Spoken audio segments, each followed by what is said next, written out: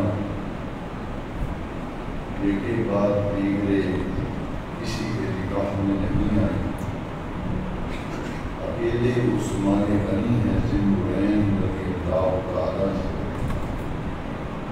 جن کے ساتھ نبی کریم علیہ السلام نے اپنی صاحبزادی حضرت رقیہ کا نکاح فرمایا۔ سن 2 ہجری میں حضرت رقیہ کا انتقال ہوا۔ نبی کریم صلی اللہ علیہ وسلم نے اپنی دوسری صاحبزادی حضرت ام کلثوم کا نکاح حضرت عثمان غنی سے کیا، اور سن 9 ہجری میں حضرت ام کلثوم کا بھی انتقال ہوا۔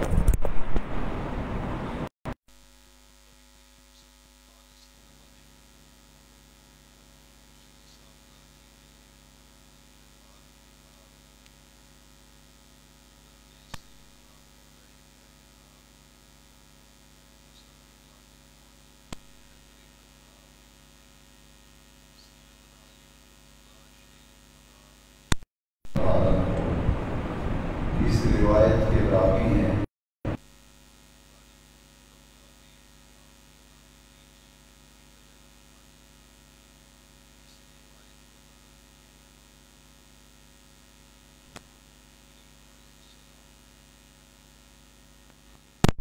کے انتقال کے بعد فرمایا، لو کان لی 40 ابنۃ لزوجتہ لعثمان، اگر میری 40 بیٹیاں بھی ہوتی، وہ فوت ہوتی جاتی، میں ایک ایک کر کے سب کا نکاح عثمان غنی سے کر دیتا۔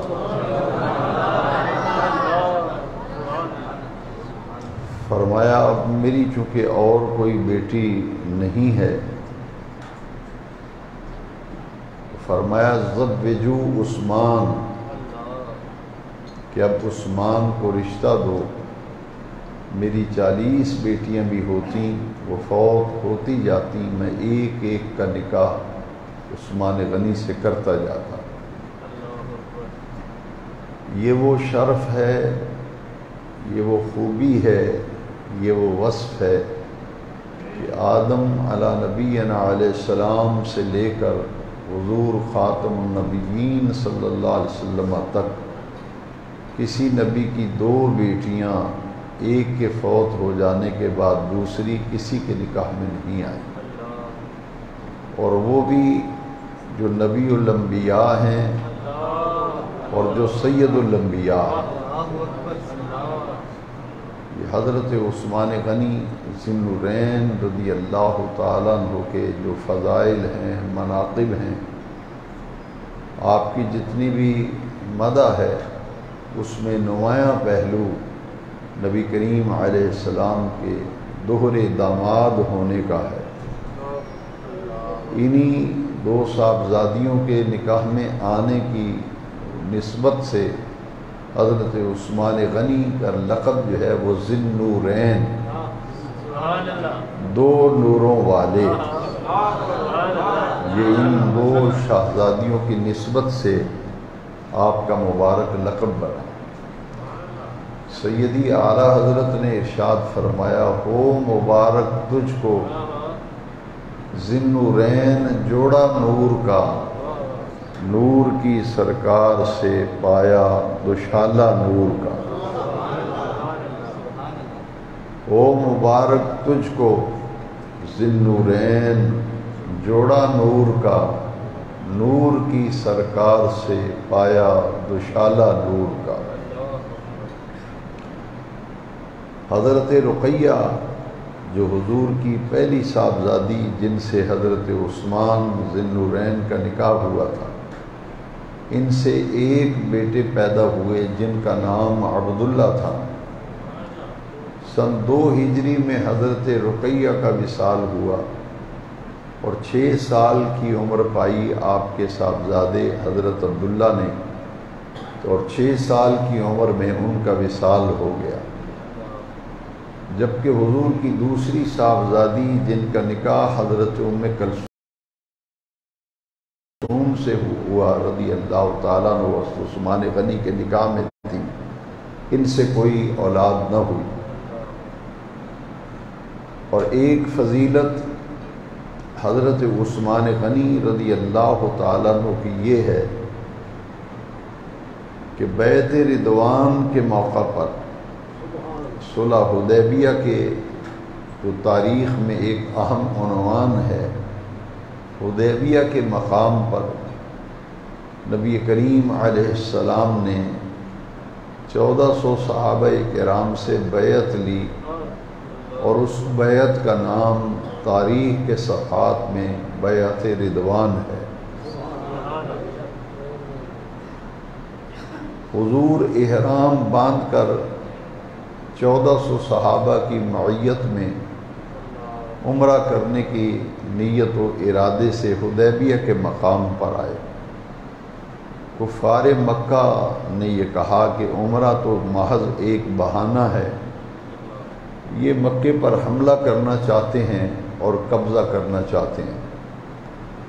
نبی کریم صلی اللہ علیہ وسلم نے فرمایا کہ جنگ کا ارادہ ہوتا یا مکے پہ قبضہ کا ارادہ ہوتا تو ہمارے پاس سامان جنگ ہوتا، سامان حرب ہوتا، تو ہمارے پاس تو کوئی ساز و سامان نہیں ہے، جنگی ساز و سامان حرب نہیں ہے، البتہ احرام باندھے ہوئے ہیں، قربانی کے جانور ساتھ ہیں۔ ہمارا ارادہ محض اللہ کے گھر کی زیارت اور عمرہ ہے۔ لیکن قریش مکہ نے کہا کہ ہم نے قسم کھائی ہے اس سال آپ کو عمرے کی اجازت ہم نہیں دیتے، اس سال واپس چلے جاؤ، آئندہ سال ہم سوچیں گے اور غور کریں گے۔ اہل مکہ کے نزدیک حضرت سیدنا عثمان غنی رضی اللہ تعالیٰ عنہ کا ایک وزن تھا۔ کفار مکہ، قریش مکہ کی نظروں میں حضرت عثمان غنی رضی اللہ تعالیٰ عنہ بہت معزز سمجھے جاتے تھے اور بڑی موقر شخصیت تھے۔ اس لیے حضور نے انتخاب کیا کہ کفار مکہ سے مذاکرات کیے جائیں، بات چیت کی جائے، گفت و شنید ہو، تاکہ انہیں علم ہو کہ ہم عمرے کی نیت سے آئے ہیں، عمرہ کریں گے اور واپس چلے جائیں گے، ہمارا کوئی مقصد لڑائی کا، جھگڑے کا یا قبضہ کرنے کا نہیں ہے۔ اور عثمان غنی جب مذاکرات کے لیے تشریف لے گئے تو قریش مکہ نے کہا کہ اے عثمان، ہم تمہاری عزت کرتے ہیں، احترام کرتے ہیں، تم ہمارے مہمان ہو، تشریف لے آئے ہو، لہذا ہم تمہیں اجازت دیتے ہیں، تم عمرہ بھی کرو، طواف کعبہ کرو، زیارت کعبہ سے مشرف ہو جاؤ، لیکن تمہارے نبی اور ان کے ساتھ آنے والے جانثاروں کو ہم اجازت نہیں دیں گے۔ تو حضرت عثمان غنی رضی اللہ تعالیٰ عنہ نے جو جواب دیا، آپ نے فرمایا واللہ لا اطوف حتی یطوف رسول اللہ صلی اللہ علیہ وسلم، فرمایا اللہ کی عزت کی قسم، عثمان اس وقت تک طواف نہیں کرے گا جب تک میرے آقا کریم طواف نہیں کر لیتے۔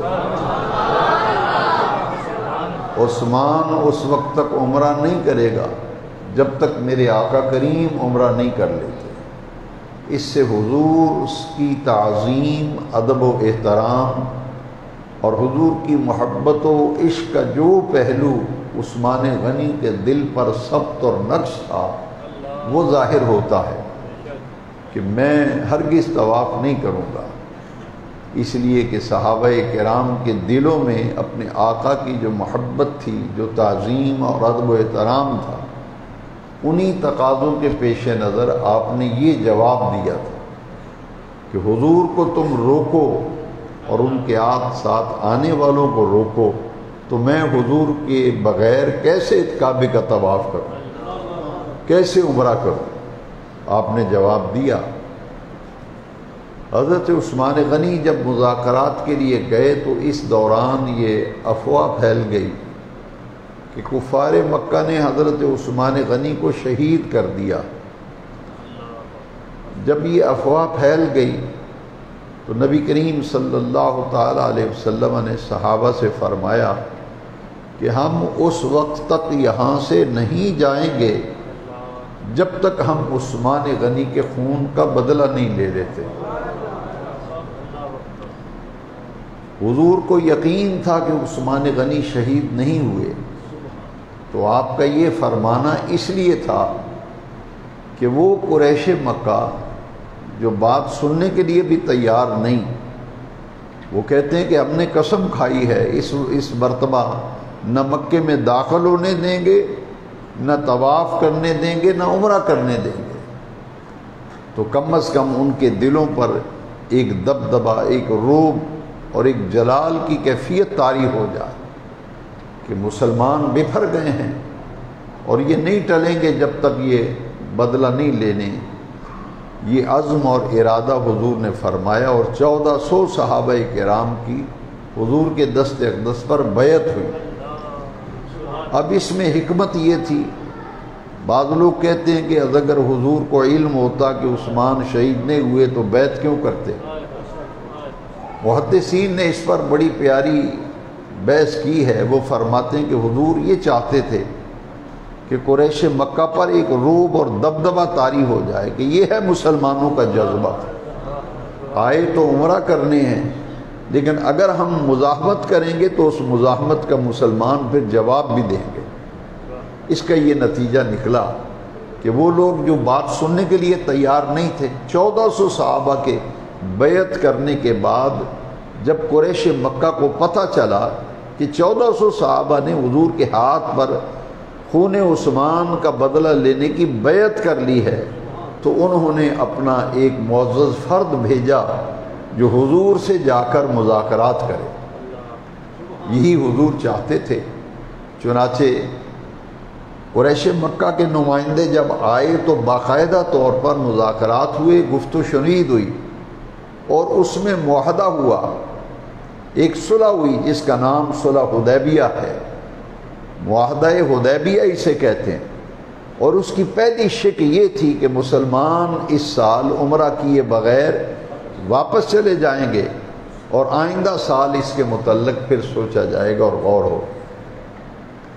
حضور نے احرام اتار دیا اور دوسرے دو صحابہ کرام کو بھی احرام اتارنے کا حکم دیا، اور بغیر عمرہ کیے نبی کریم علیہ السلام 1400 صحابہ کو لے کے واپس تشریف لے گئے۔ اس سے یہ بعض لوگوں کے دلوں میں یہ خیال آیا کہ یہ ہماری کمزوری ہے کہ ہم نے معاہدہ کیا ہے اور بغیر عمرہ کی ہم واپس جا رہے ہیں۔ تو نبی کریم صلی اللہ علیہ وسلم نے حضرت عمر فاروق اعظم رضی اللہ تعالیٰ عنہ نے کہا کہ یہ معاہدہ جو ہے یہ ہماری کمزوری پہ مبنی ہے۔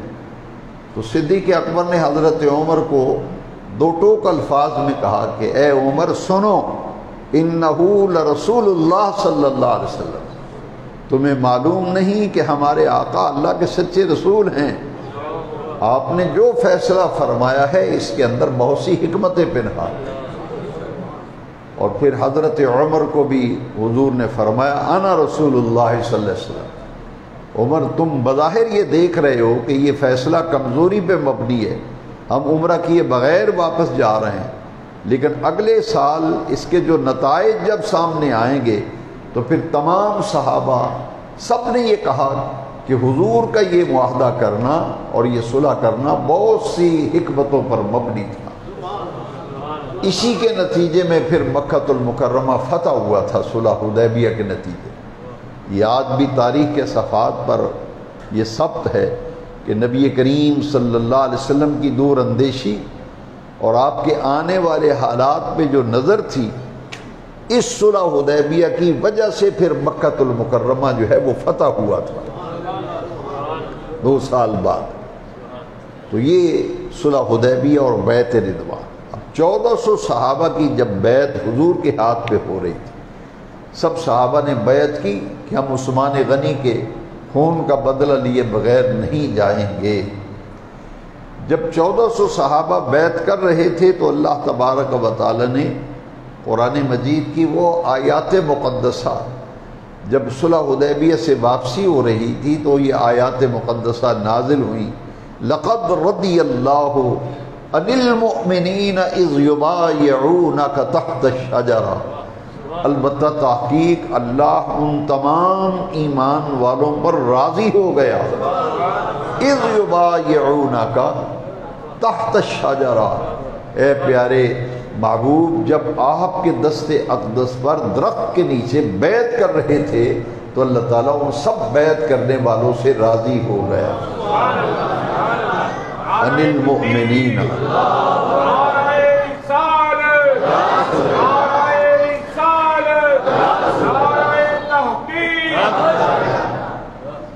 اللہ ان سب سے راضی ہو گیا۔ فعلم ما فی قلوبہم، اور اللہ نے جان لیا جو کچھ ان بیعت کرنے والوں کے دلوں کے اندر تھا، اللہ نے اسے جان لیا اور ان سب بیعت کرنے والوں سے اللہ تعالیٰ راضی ہو گیا۔ یہ بیعت رضوان والے صحابہ کی تعداد 1400 تھی، ان کو سند مل گئی اللہ تعالیٰ کی بارگاہ سے، رضی اللہ عن المؤمنین، ان سب سے اللہ راضی ہو گیا۔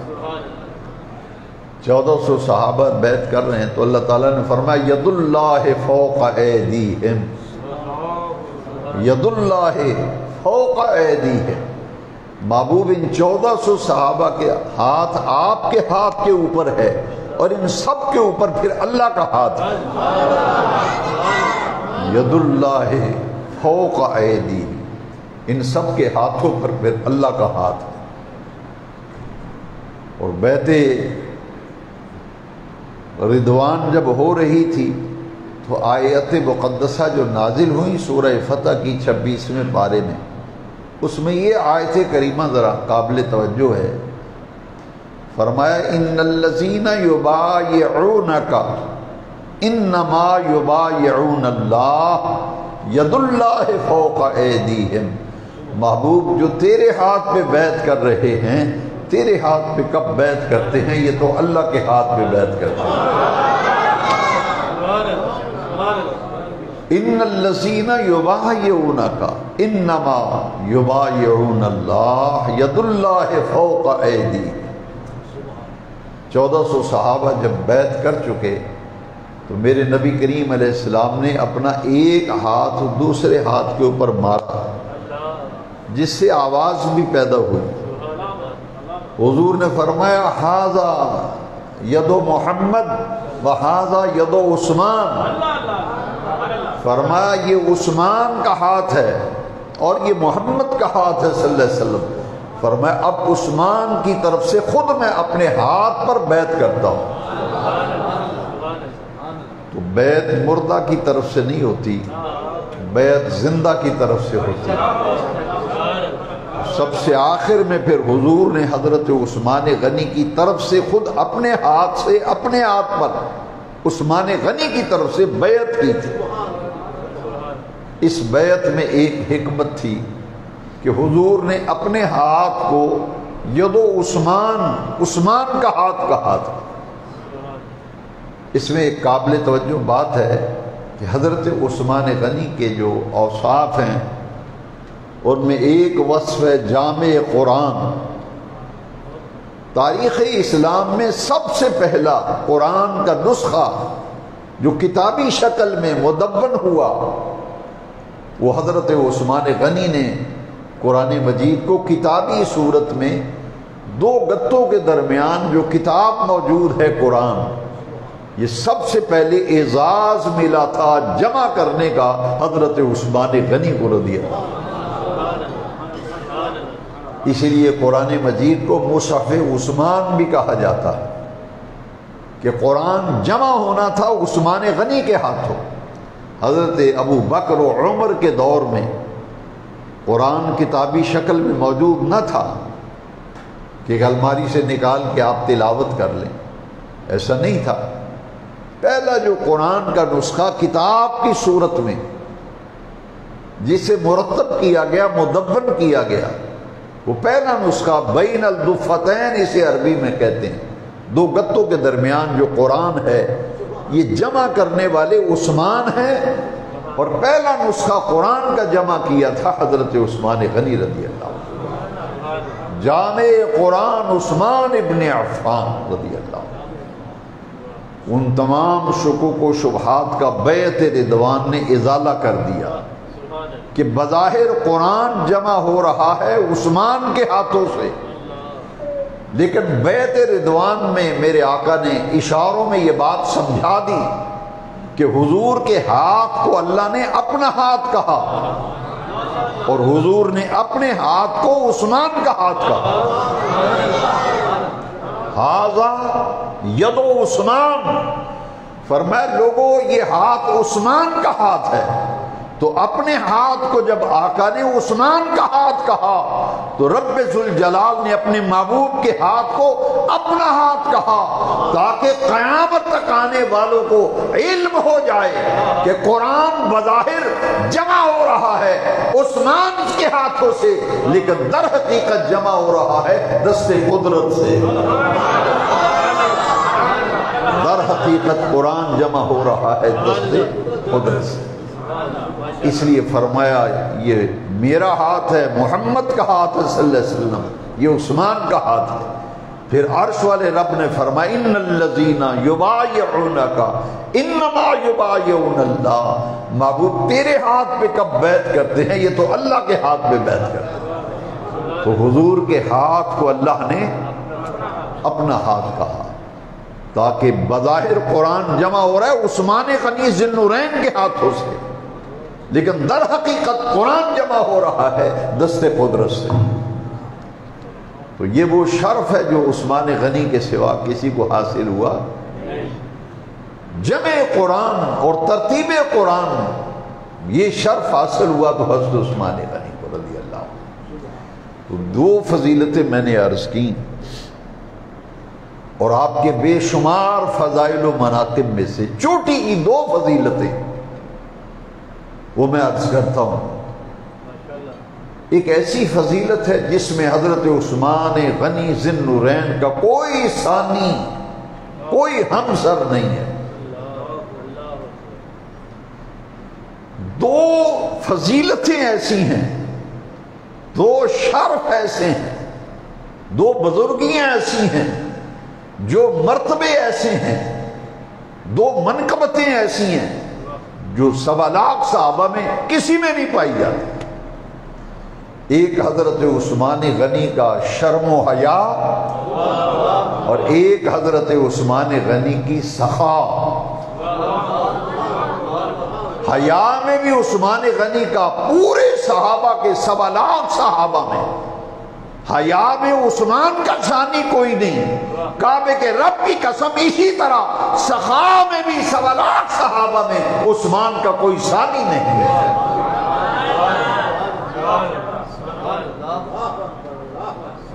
اگر آپ کے خاندان اور برادری کا کوئی بندہ اپنی 2 بیٹیاں کسی 3 بیٹیاں ایک گھر میں دے دے تو رشتہ دار بھی پوچھتے ہیں تو نے کیا دیکھا ہے ان میں؟ دونوں بیٹیوں کا رشتہ دے دیا، تینوں بیٹیاں ایک گھر میں دے دی، کیا دیکھا تم نے؟ صحابہ نے بھی پوچھا تھا حضور عثمان میں ایسی کیا خوبی ہے کہ آپ نے ایک بیٹی دی وہ فوت ہوئی، دوسری دے دی، تیسری؟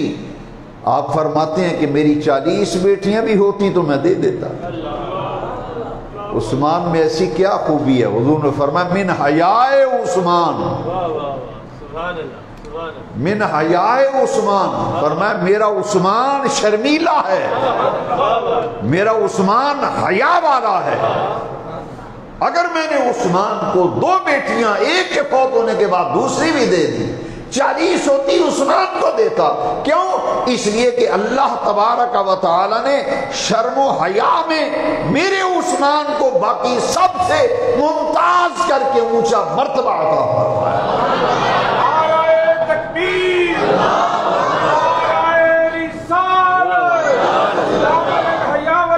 سیدنا عثمان بن عفان رضی اللہ تعالیٰ عنہ۔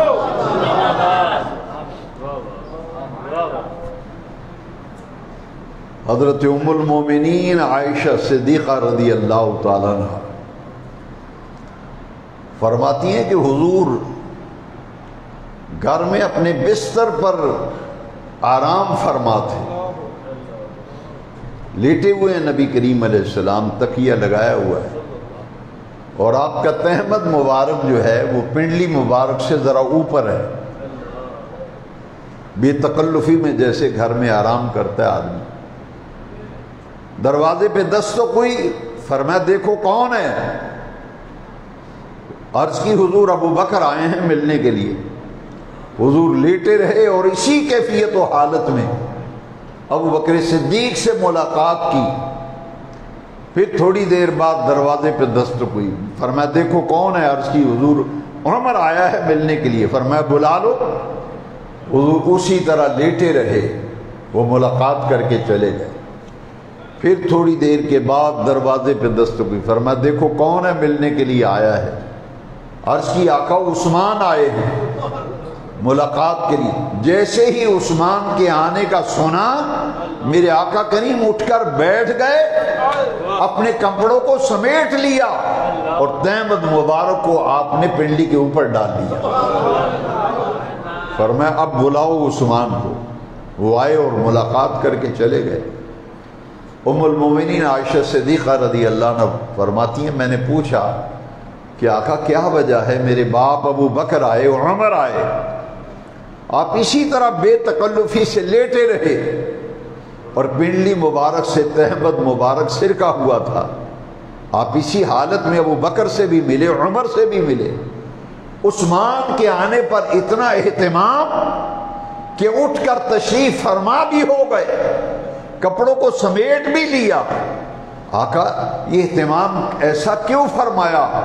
میرے آقا نے جو جواب دیا نا، فرمایا الا استحیی من رجل تستحیی منہ الملائکہ، اے عائشہ میں اس شخص سے کیوں نہ حیا کروں جس سے اللہ کے سارے فرشتے حیا کرتے ہیں۔ الا استحیی من رجل تستحیی منہ الملائکہ، جس سے آسمان کے سارے فرشتے حیا کرتے ہیں، میں اس سے حیا کیوں نہ کروں؟ اور حضرت عبداللہ ابن عمر رضی اللہ عنہ، یہ تو حضرت عائشہ صدیقہ رضی اللہ تعالیٰ عنہ کی روایت تھی، مشہور صحابی رسول حضرت عبداللہ بن عمر رضی اللہ عنہ حدیث کے راوی ہیں، اور ابن عساکر نے اس روایت کو نقل کیا۔ میرے آقا نے فرمایا الا استحیی من رجل تستحیی منہ الملائکہ، تستحیی الملائکۃ من عثمان کما تستحیی من اللہ ورسولہ۔ فرمایا دنیا والو، آسمان کے سارے فرشتے عثمان سے اس طرح حیا کرتے ہیں جس طرح اللہ اور اس کے رسول سے حیا کرتے ہیں۔ آسمان کے سارے فرشتے عثمان سے ایسے حیا کرتے ہیں جیسے اللہ اور اس کے رسول سے حیا کرتے ہیں۔ یہ حضرت عثمان غنی رضی اللہ تعالیٰ عنہ کا یہ شرم و حیا تھا۔ امام حسن مجتبی 5ویں خلیفہ راشد امام حسن مجتبی کو کسی نے حضرت عثمان غنی کے شرم و حیا کے بارے میں پوچھا۔ آپ کا کوئی دوست پاس بیٹھا ہے، آپ اس کے سامنے اپنی قمیض تبدیل کر رہے ہیں، کپڑے بدل رہے ہیں، دوست بیٹھے ہیں، بچے بیٹھے ہیں، گھر والے بیٹھے، آپ ان کے سامنے کپڑے بدل رہے ہیں جی۔ لیکن امام حسن مجتبی سے پوچھا گیا کہ عثمان غنی کے شرم و حیا کی کوئی کیفیت ہمیں بتائیے۔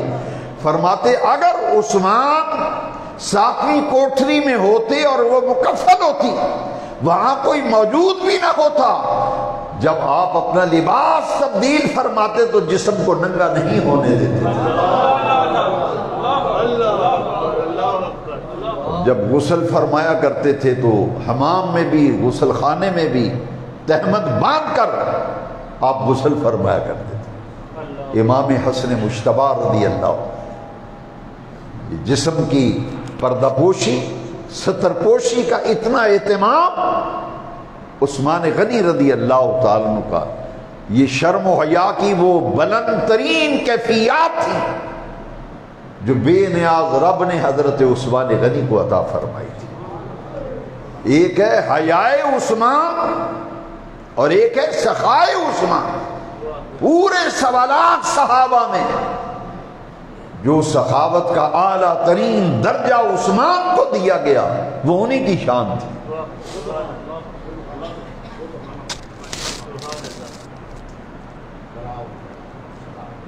غزوہ تبوک کے موقع پر جسے لشکر اسرت کہا جاتا ہے، تنگ دستی کا لشکر، مدینہ شریف میں قحط پڑا ہوا ہے، کھانے پینے کے لیے سامان نہیں۔ غزوہ تبوک فرمایا نکلو اللہ کے راستے میں۔ صحابہ نے کہا حضور اللہ کے راستے میں نکلنے کے لیے تیار ہیں، مگر کریں کیا؟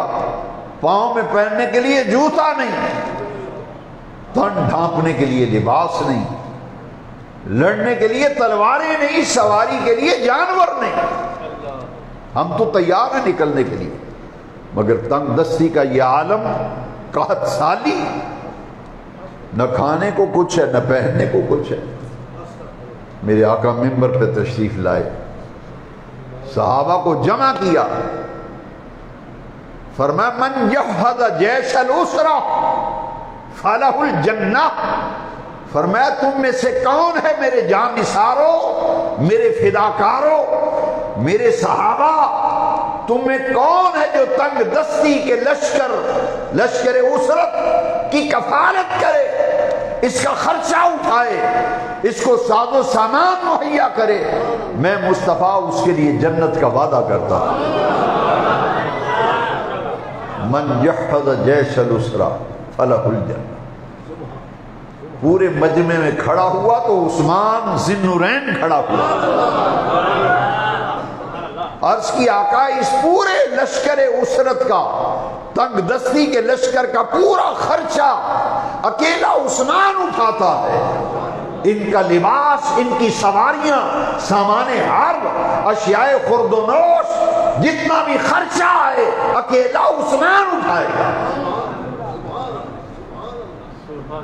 جوتوں کے تسموں سے لے کے تلواروں تک، گھوڑوں اونٹوں تک، بما پالان، سارا ساز و سامان مہیا کرنے والا اکیلا عثمان۔ سارا خرچہ اٹھا لیا نا۔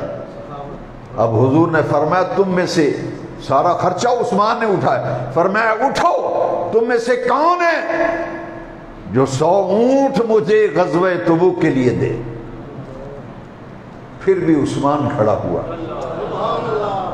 آقا 100 اونٹ میں پیش کرتا ہوں۔ پھر فرمایا کون ہے جو 100 اونٹ اور دے؟ پھر عثمان کھڑا ہوا، حضور 100 اونٹ اور دیتا ہوں۔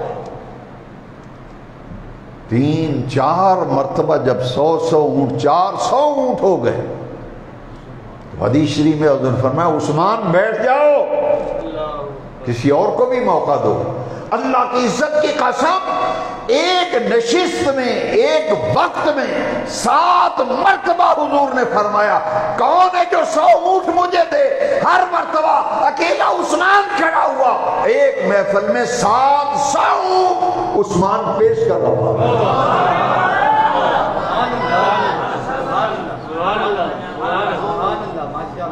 700 اونٹ ایک نشست۔ میرے آقا اتنے خوش ہوئے، 1000 درہم سرکار کی جھولی میں ڈال دیے۔ حدیث شریف میں حضور اس طرح رولتے تھے جس سے آواز پیدا ہوتی تھی، آواز پیدا۔ حضور منبر سے اتر رہے تھے، اترتے اترتے آسمان کو دیکھ کے فرمایا اللہ آج کے بعد میرا عثمان جو مرضی کرتا پھرے، چودے تیری عزت کا واسطہ میرے عثمان سے بات پرس نہ کرنا، جو کچھ مرضی کرتا پھرے اس سے سوال نہ کرنا۔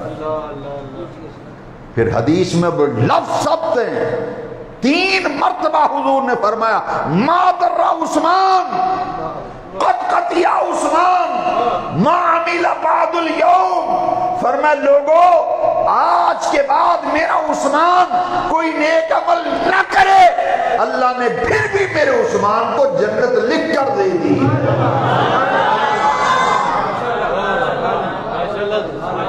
پھر بھی عثمان میرا جنتی ہے۔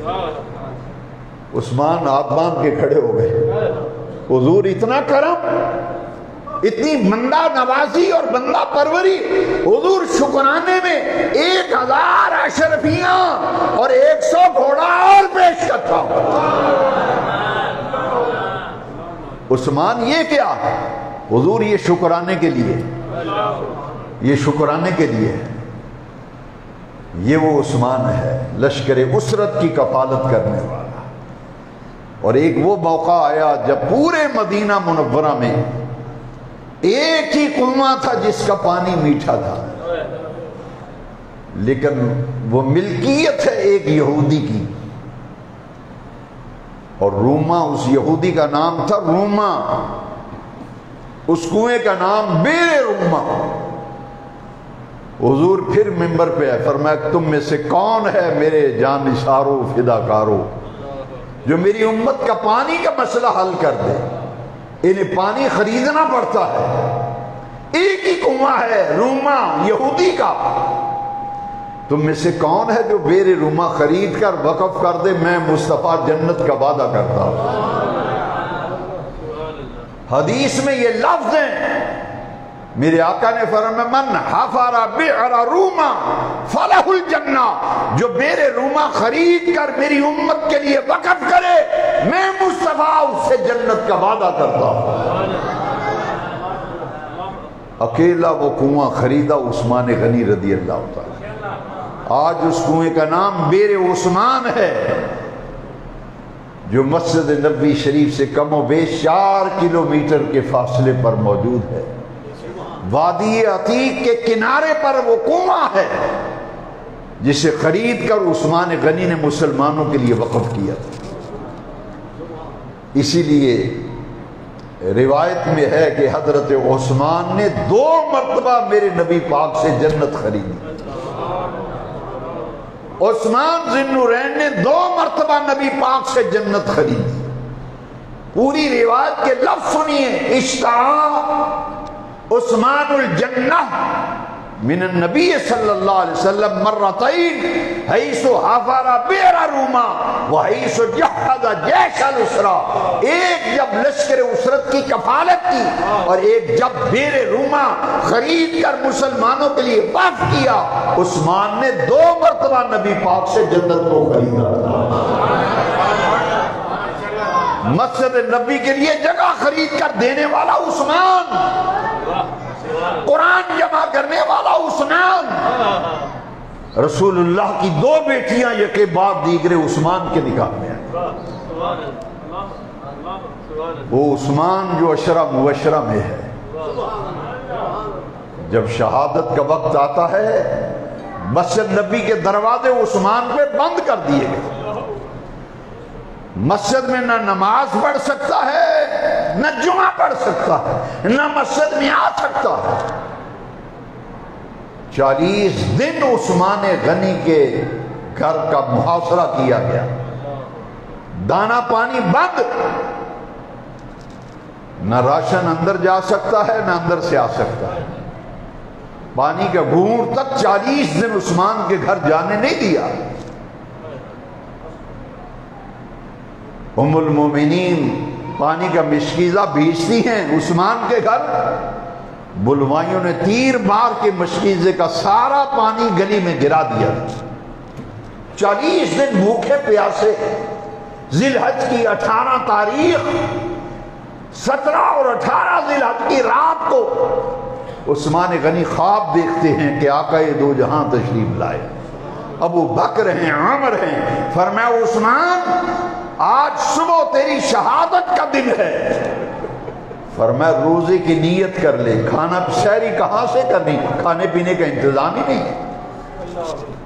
فرمایا عثمان روزہ نیت کا نام ہے، روزہ رکھ لو، آج تمہاری شہادت ہے، روزے کی نیت کر لو، تمہاری افطاری آج محمد کی بارگاہ میں ہوگی صلی اللہ علیہ وسلم۔ شہادت کے بعد تم نے افطاری میرے پاس آ کے کر دی۔ 18 ذی الحج ہے، 40 دن کے محاصرے کے بعد قرآن کی تلاوت کر رہے ہیں عثمان، بلوائی دیوار پھلانگ کر اندر داخل ہو گئے اور حضرت عثمان غنی کو قرآن پڑھتے ہوئے شہید کر دیا۔ خون کا فوارہ چھوٹا اور قرآن کی اس آیت پر گرا، فَسَيَكْفِيكَهُمُ اللَّهُ وَهُوَ السَّمِيعُ الْعَلِيمُ۔ اس آیت کی تلاوت کر رہے تھے عثمان۔ قیامت کے دن جب شہیدوں سے پوچھا جائے گا جب تم شہید ہوئے تو کیا کر رہے تھے، کہیں گے اللہ تیرا قرآن پڑھ رہا تھا۔ عمر شہید ہوئے مصلی پہ فجر کی نماز کے وقت، عثمان شہید ہوا قرآن پڑھتے ہوئے، حسین کربلا میں شہید ہوئے تو سجدے کے اندر شہید ہوئے۔ یہ شہادتوں کی وہ داستان ہے۔ ملت اسلامیہ کا محسن اعظم عثمان غنی ذی النورین رضی اللہ عنہ، کل کا دن آپ کی شہادت کا دن تھا، اس لیے میں نے مناسب سمجھا کہ آج بیان جمعہ میں آپ کے فضائل میں سے کچھ باتیں عرض کر دوں۔ وآخر دعوانا